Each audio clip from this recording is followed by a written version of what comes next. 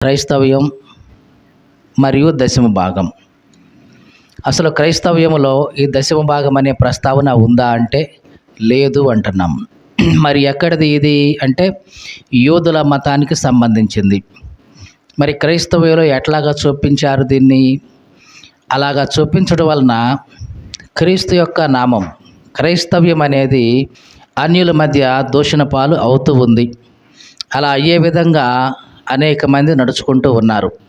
వారిలో విశ్వాసులు ఉన్నారు, సేవకులు ఉన్నారు. ఇంకా క్రైస్తవ్యంలో ఇంకా అనేక మంది కూడా దీన్ని బలవంతంగా ఎదుటి వాళ్ళ మీద రుద్దటం వలన క్రైస్తవ్యానికి ఒక రకమైన విమర్శకు తావు ఇస్తున్నారు. అబ్రహాము జీవితంలో దశమ భాగ ప్రస్తావనని మనం చూసాం. అబ్రహాము జీవితంలో దశమ భాగ ప్రస్తావన చూసాం. అబ్రహాము దశమ భాగాన్ని షాలేము రాజుకు అర్పించాడు, మెల్కీసెదెకుకు అర్పించాడు. మొదటిసారి అర్పించాడు. అదే మొదలు, అదే చివర. దాని తర్వాత కానీ దాని ముందు కానీ ఇంకెప్పుడు కూడా జరగలేదు. అది అబ్రహాము యొక్క వ్యక్తిగతమే. ఎందుకంటే అబ్రహాము తర్వాత చేయలేదు, చేయమని తన కుమారులకి చెప్పలేదు, తన సంతానానికి కానీ తన గోత్రంలోని కానీ ఎవరికి దాన్ని కూడా పురమాయించలేదు, దాన్ని రుద్దలేదు. అంటే అది అబ్రహాము యొక్క వ్యక్తిగతం. ఈ దినాల్లో అయినా సరే దేవునికి మనుషులు ఇవ్వడం లేదా దేవుని పని కొరకు ఇవ్వడం, దేవుని సేవకుని ఇవ్వడం అనేది అది మనుషుల యొక్క వ్యక్తిగతం. ఒకవేళ ఇవ్వాలి అనుకుంటే ఎంతైనా ఇవ్వచ్చు. అబ్రహాము లాగా 10వ వంతు మాత్రమే కాదు, దేవుని వాక్య ప్రకారం అయితే తమ హృదయములో నిశ్చయించుకున్న ప్రకారం అని మనం కొరింథీ పత్రికలో చూస్తున్నాం. కాబట్టి ఇవ్వడం అనేది యేసుక్రీస్తు నేర్పాడు. అంతేగాని ఇంతే ఇవ్వండి అని మాత్రం అనలేదు ఆయన. ఆ ఇవ్వడం అనేది అవసరతలో ఉన్న ఎవరికైనా సరే నువ్వు ఇవ్వాలి అనుకుంటే ఇవ్వడం అనేది యేసుక్రీస్తు నేర్పాడు. ఆయనే మనకి తన ప్రాణాన్ని ఇచ్చాడు. ఆ రకంగా ఈ లోకానికి ఇవ్వడం అనేది యేసుక్రీస్తు ద్వారానే మనం నేర్చుకుంటూ ఉన్నాం. దేవునికి స్తోత్రం కలుగును గాక. హల్లెలూయా.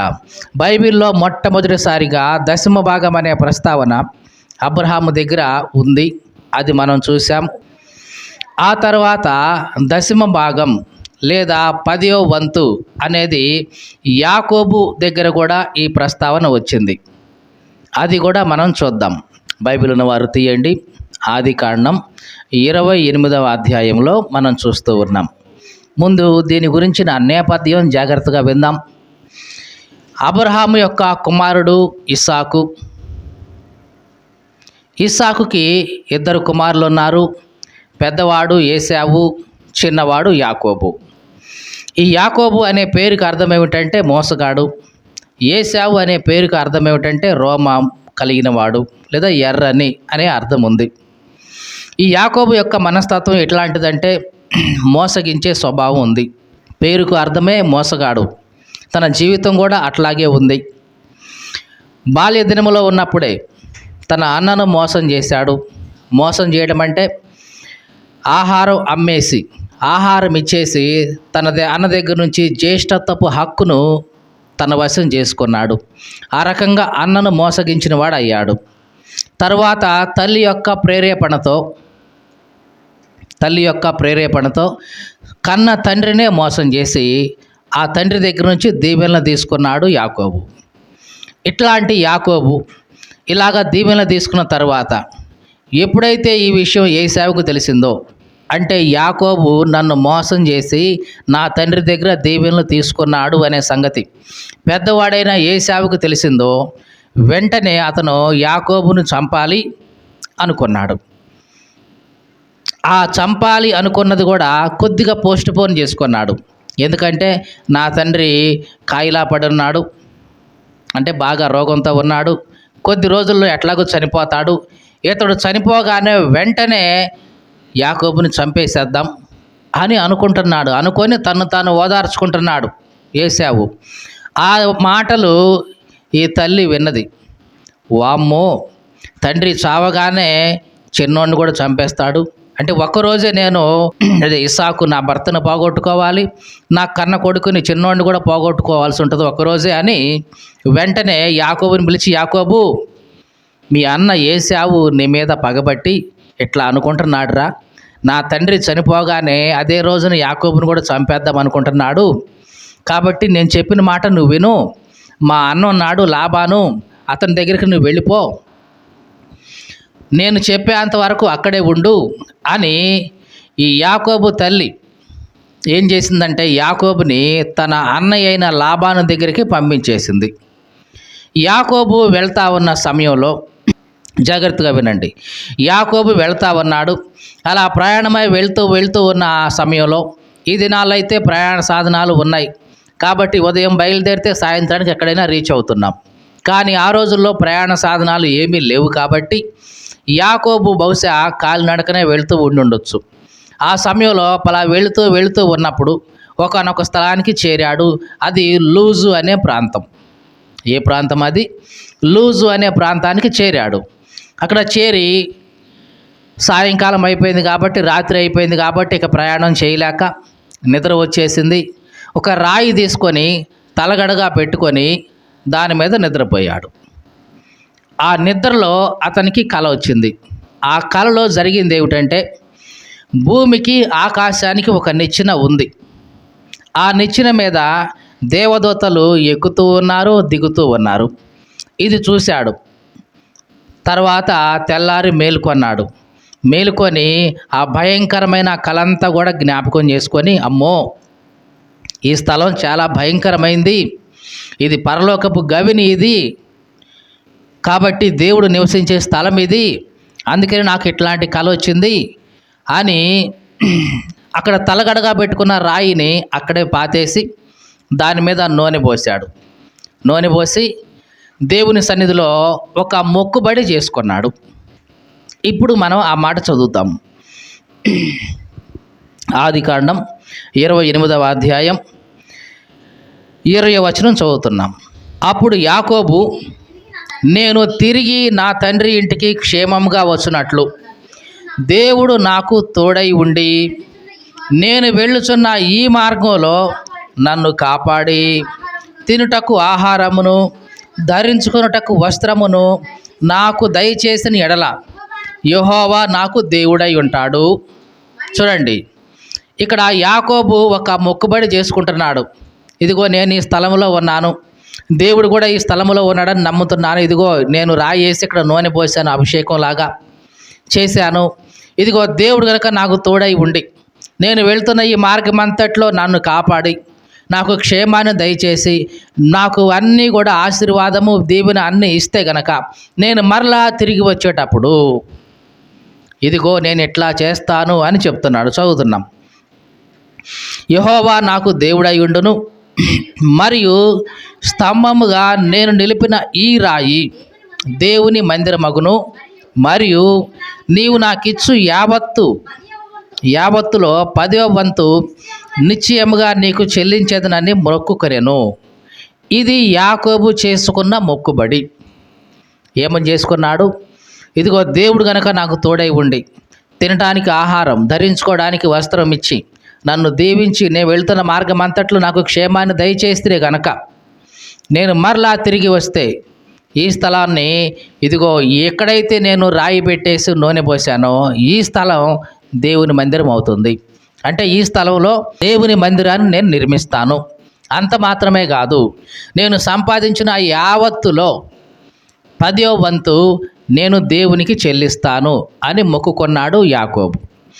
బైబిల్ గ్రంథంలో మొట్టమొదటిసారి 10వ భాగం లేదా 10వ వంతు అనేది అబ్రహాము దగ్గర మనకు కనపడుతుంది.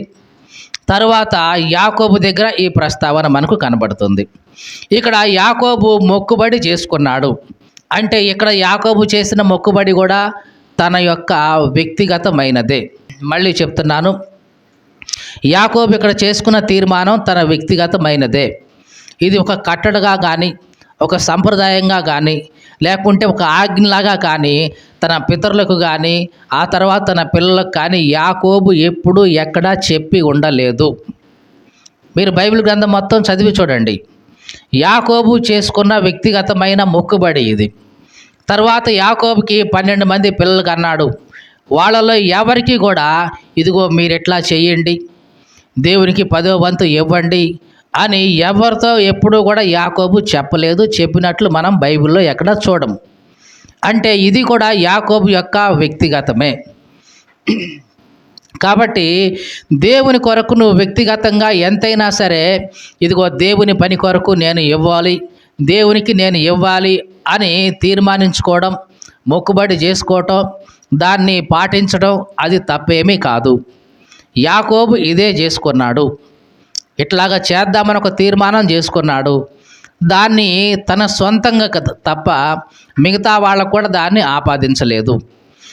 ఇక్కడ 2 సందర్భాల్లో కూడా, అంటే అబ్రహాం యొక్క సందర్భంలో కానివ్వండి, యాకోబు యొక్క సందర్భంలో కానివ్వండి, ఈ 10వ వంతు అనేది దేవునికి ఇవ్వాలి అనుకున్న ఈ 10వ వంతు అనేది వాళ్ళ యొక్క వ్యక్తిగతమే తప్ప ఒక ఆజ్ఞలాగా వాళ్ళు ఎప్పుడు కూడా వాళ్ళ కింద వాళ్ళకి కానీ వాళ్ళ పిల్లలకు కానీ చెప్పలేదు, వాళ్ళ చేత చేపించలేదు. కాబట్టి 10వ భాగం అనే ప్రస్తావన ఇక్కడ ఈ 2 సందర్భాల్లో కూడా వ్యక్తిగతమైనదే. దేవునికి నీవు ఎంతైనా సరే ఇవ్వడానికి మొక్కుకోవచ్చు, దాంట్లో తప్పేమీ లేదు. యాకోబు ఇక్కడ 10వ వంతు ఇద్దామని మొక్కుకున్నాడు. లేదు, నీకు ఒకవేళ దేవుని ప్రేరేపణ ఉంటే 20వ వంతు మొక్కుకోవచ్చు, 50వ వంతు మొక్కుకోవచ్చు. లేదు, నాకు ఉన్నదంతా నేను దేవునికే ఇచ్చేద్దామనుకుంటున్నానని కూడా మొక్కుకోవచ్చు. అది నీ వ్యక్తిగతమైనది.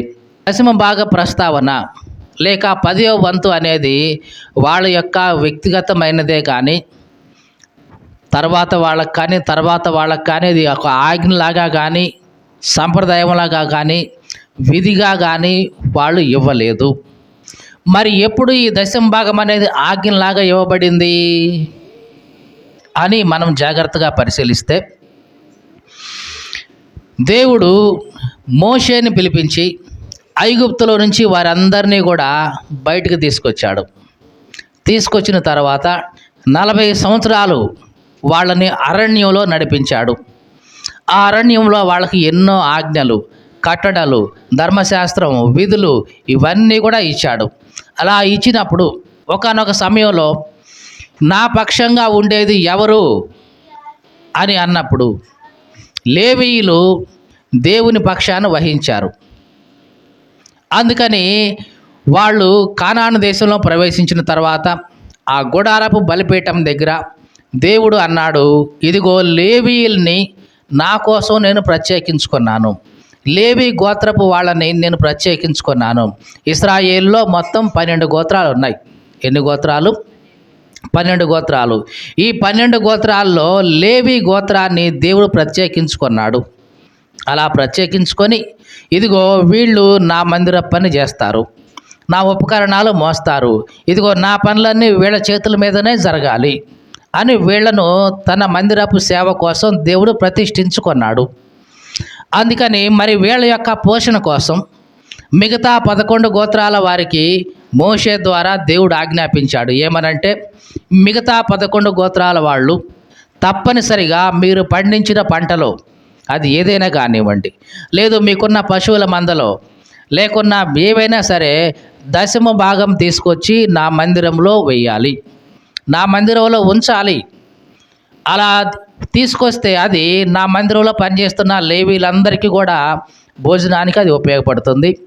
ఎవరైనా సరే ఇవ్వకపోతే నేను వాళ్ళని దొంగలుగానే పరిగణిస్తాను.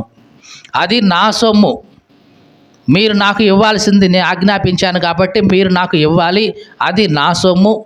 నా సొమ్ము కనుక నాకు ఇవ్వకుండా దొంగతనం చేయొద్దు మీరెవరు కూడా అని చెప్తూ దాన్ని మందిరంలోకి తీసుకొచ్చి ఇవ్వాలి అని చెప్పాడు. జాగ్రత్తగా చూడండి, పాత నిబంధనలో లేవీయులకి ఎవరో డైరెక్ట్గా చేతికి ఇచ్చేది లేదు, యాజకుల చేతికి ఇచ్చేది లేదు. కానీ ఏం చేసేవాళ్ళు, మిగతా 11 గోత్రాల వాళ్ళు పండించిన ధాన్యంలో కానివ్వండి, పశువుల మందలో కానివ్వండి 10వ భాగం తీసుకొచ్చి దేవుని మందిరంలో వేసేవాళ్ళు. ఆ విధంగా 10వ భాగం అనేది కంపల్సరిగా చెల్లించాల్సిన ఒక ట్యాక్స్ లాగా ఉండేది. పాత నిబంధనలో 10వ భాగం అనేది ఎట్లా ఉండేది? కంపల్సరిగా చెల్లించాల్సిన ఒక ట్యాక్స్ లాగా ఉండి దేవుడు వసూలు చేశాడు. అంటే దేవుడు ఒక గవర్నర్గా ఉండి, ఒక అధికారిగా, ప్రభుత్వాధికారిగా ఉండి ఆయనకు చెందాల్సిన ఆ సుంకాన్ని వసూలు చేసినట్లుగా, ట్యాక్స్ను వసూలు చేసినట్లుగా ఆ 11 గోత్రాల వారి దగ్గర నుంచి ఆ 10వ వంతును వసూలు చేసి ఆ మందిరంలో పెట్టించేవాడు. ఈ విధంగా మోషే ద్వారా ఖండితంగా ఆజ్ఞాపించబడింది.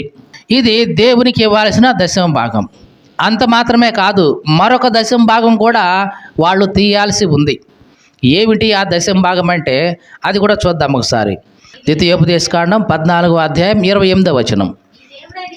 నీ దేవుడైన యెహోవా నీవు చేయు నీ చేతి పని అంతటిలో నిన్ను ఆశీర్వదించున్నట్లు 3 సంవత్సరములకు ఒకసారి ఆ ఏట నీకు కలిగిన పంటలో 10వ వంతు అంతయు బయటికి తెచ్చి నీ ఇంట ఉంచాలి. జాగ్రత్తగా చూడండి. ప్రతి సంవత్సరం పంటలో దశమ భాగం తీసుకొచ్చి దేవుని మందిరంలో వేయాలి. ఆ దశమ భాగం అది దేవునిదే. కానీ ప్రతి 3 సంవత్సరాలకు ఒకసారి కూడా ఆ సంవత్సరం వచ్చే పంటలో దేవునికి వేసిన దశమ భాగం మాత్రమే కాకుండా ఇంకొక దశమ భాగం కూడా తీయాలి. అది 3 సంవత్సరాలకు ఒకసారి. అది ఎవరి కోసం చదువుదాం తర్వాత మాట. అప్పుడు నీ మధ్యను పాలైనను స్వాస్థ్యమైనను లేని లేవీయులు కానీ, నీ ఇంట ఉన్న పరదేశులు, తండ్రి లేని వారు, విధవరాండ్రును వచ్చి భోజనం చేసి తృప్తి పొందుదురు. అవి తీసి ఇంట్లో పెట్టాలి.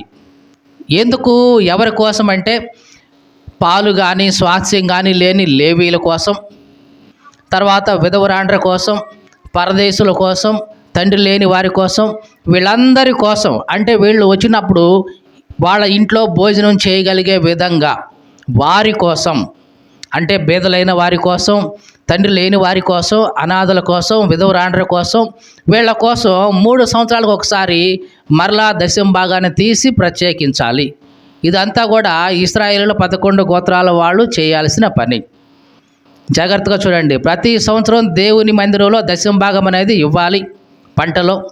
మళ్ళీ 3 సంవత్సరాలకు ఒకసారి దశమ భాగం తీసి అది పరదేశుల కోసం, అనాథల కోసం, విధవరాండ్ర కోసం, తండ్రి లేని వారి కోసం, దాన్ని భోజనం కోసం అది ప్రత్యేకపరచాలి. ఈ విధంగా దేవుడు ఇశ్రాయేలులకి దశమ భాగం అనేది కంపల్సరీ అని చేశాడు. సంవత్సరం మందిరంలోకి తీసేది వేరు, 3 సంవత్సరాలకు ఒకసారి ప్రత్యేకపరిచేది వేరు. ఇది దేనికంటే ఎవరైతే అవసరతలో ఉన్నారో, అనాథలే కానివ్వండి, విధవరాండ్రే కానివ్వండి, తండ్రి లేని వారు కానివ్వండి, పరదేశులు కానివ్వండి, వాళ్ళకి భోజనం కోసం ప్రతి ఒక్కళ్ళు కూడా దీన్ని ప్రత్యేకపరచాలి, తీయాలి. కానీ ఇశ్రాయేలు చాలాసార్లు ఈ ఆజ్ఞలో తప్పిపోయారు. అందుకనే దేవుడు వాళ్ళ మీద కోపగించుకున్నాడు కూడా. దేవుడు అన్నాడు, మీకు ఆశీర్వాదం కలగాలంటే ఇదిగో ఇట్లాగా చేయండి, ఇలాగా చేస్తే నేను మిమ్మల్ని దీవిస్తాను, ఇలాగా చేస్తే ఇదిగో ఆకాశపు వాకిండ్లు విప్పి ఇదిగో విస్తారమైన ఆశీర్వాదాన్ని మీకు ఇస్తాను అని చెప్పాడు. ఇదంతా కూడా ఎవరికి అంటే యూదులకి మాత్రమే, ఇశ్రాయేలులకు మాత్రమే. మలాకీ గ్రంథంలో దీని గురించి ఇంకా ఖచ్చితంగా దేవుడు చెప్పాడు. చూద్దాం అది కూడా.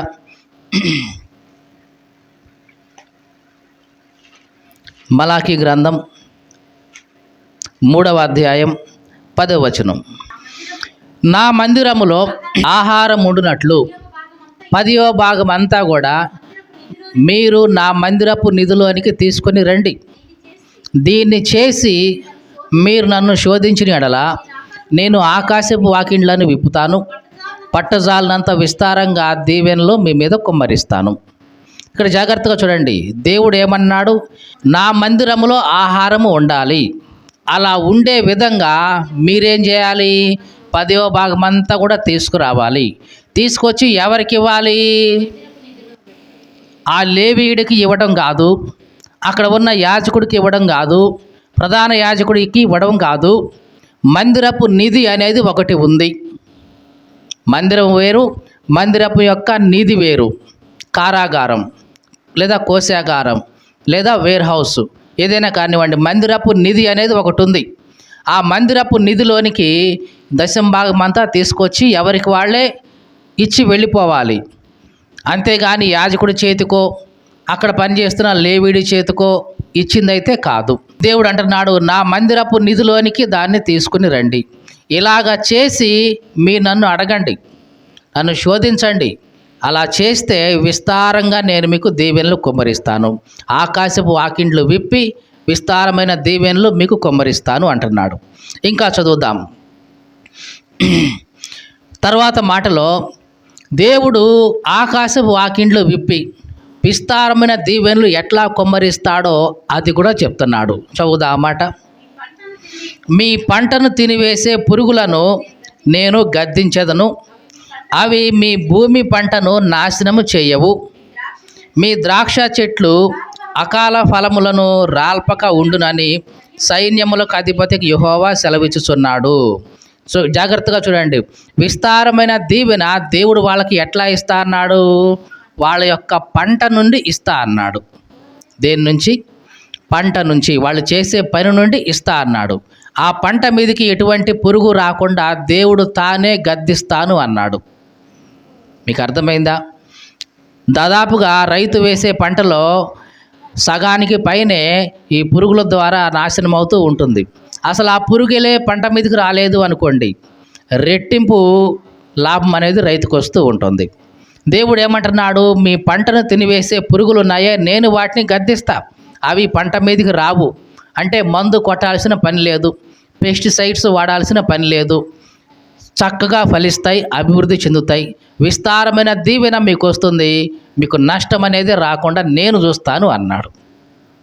ఈ విధంగా ఇప్పటికీ కూడా దేవుడు వాళ్ళకి చేస్తూనే ఉంటున్నాడు.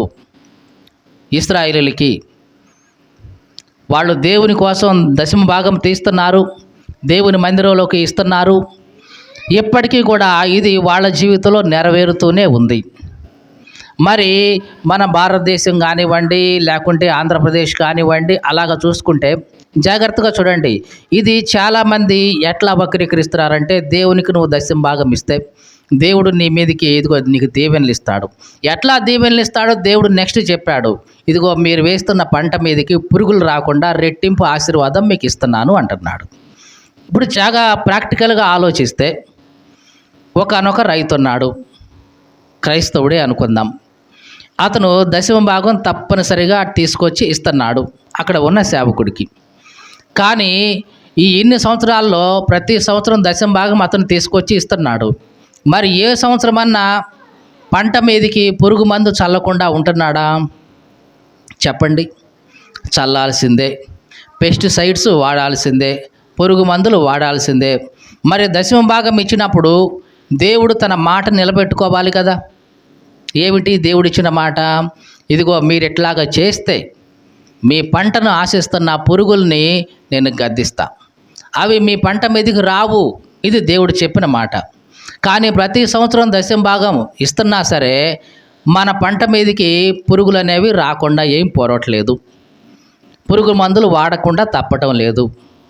అంటే దేవుడు మాట తప్పుతున్నాడా? కాదు. మనమే దాన్ని సరిగ్గా అర్థం చేసుకోలేదు. దేవుడు వాళ్ళకని చెప్తే అది మనకని అనుకొని మనం భ్రమపడుతున్నాం. అయితే దేవుడిని దీవించడం అంటే దీవిస్తాడు, కానీ ఇది చేయడం ద్వారా దేవుడిని దీవిస్తాడు అనుకుంటే అది పొరపాటు. లేదు, నీవు దేవుని పరిచర్య కొరకు ఇవ్వాలనుకుంటే ఇవ్వు, ఇబ్బంది ఏమి లేదు, మంచిదే. అది ఇచ్చే గుణం అనేది దేవుడు మనకు నేర్పించింది. కానీ ఇది ఇస్తే నాకు ఆశీర్వాదం వస్తుంది అనే ఉద్దేశంతో వద్దు. నువ్వు సంపాదించింది ఏదైనా సరే దేవునిదే. అది 100కు 100% నీకు బలం ఇచ్చింది, శక్తి ఇచ్చింది, ఆరోగ్యం ఇచ్చింది, జ్ఞానం ఇచ్చింది దేవుడే. కాబట్టి నువ్వు సంపాదించింది ఏదైనా సరే అది దేవునిదే. నీవు దేవుని కొరకు ఇవ్వాలనుకుంటే, దేవుని పని కొరకు ఇవ్వాలనుకుంటే ఎంతైనా ఇవ్వచ్చు, తప్పేమీ కాదు. కానీ నేను ఇస్తే దేవుడు నాకు 100 రెట్లు ఇస్తాడు ఈ ఉద్దేశంతో అయితే ఇవ్వద్దు. అలా ఇచ్చినా సరే నీకు ప్రతిఫలం రాదు. ఇదిగో దేవుడు నాకు సంపాదించుకోవడానికి సామర్థ్యం దయచేశాడు, ఇదంతా దేవునిదే, కాబట్టి నేను దేవుని కొరకు ఇద్దామని నువ్వు హృదయంలో నిశ్చయించుకునే ప్రకారం ఎంతైనా ఇవ్వచ్చు. ఇక్కడ వాళ్ళకి ఇచ్చిన వాగ్దానం ఏంటంటే, ఇదిగో మీరు దశమ భాగం తీసుకొచ్చి నా మందిరంలో ఇస్తే మీ పంటను పాడు చేసే పురుగులు నేను గద్దిస్తా, అవి పంటను నాశనం చేయవు, మీకు సమృద్ధిగా పండుతుంది. మీ ద్రాక్ష చెట్లున్నాయే అకాలపు కాయలు రాలవు, అంటే పిందెలు రాలి పడ్డం కానీ నష్టం కానీ ఏమీ కూడా రాదు, రాకుండా నేను చూసుకుంటాను. కావాలంటే నన్ను శోధించి చూడండి. ఇది దేవుడు వాళ్ళకు ఖండితంగా ఆజ్ఞాపించింది. చాలామంది దీన్ని తీసుకొని దేవునికి నువ్వు దశమ భాగం ఇవ్వట్లేదు కాబట్టి నువ్వు ఒక దొంగవి అని ముద్ర వేసేవాళ్ళు కూడా ఉన్నారు. దానికోసము మలాకి గ్రంథం 3వ అధ్యాయం 8వ వచనం,